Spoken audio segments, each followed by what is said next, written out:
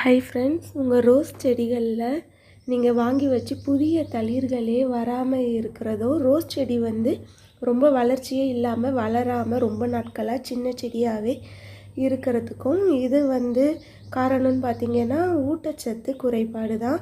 செடிக்கு சரியான ஊட்டச்சத்து உரங்கள் போதாததுக்கு தான். இதுக்கு நம்ம வீட்டிலையே இருக்கக்கூடிய கோதுமையை நம்ம ஊற வச்சு அந்த தண்ணியை வடித்து ஒரு நாட்கள் இல்லை 2 நாட்களுக்கு அப்படியே மூடி அதை நொதிக்க விட்டுடலாம்.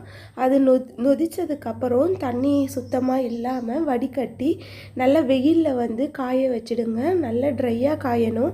2 நாட்களோ 3 நாட்களோ நல்லா காயிற அளவுக்கு நாட்கள் விட்டு நல்லா காய வச்சு எடுத்துக்கோங்க. இதை நல்லா மிக்ஸி ஜாரில் ஓரளவுக்கு கொரகொரப்பாக பவுடர் பண்ணி வச்சுக்கிட்டிங்கன்னா இதை 1 ஸ்பூன் 1.5 ஸ்பூன் அளவு ரோஸ் செடிக்கு கொடுத்துட்டு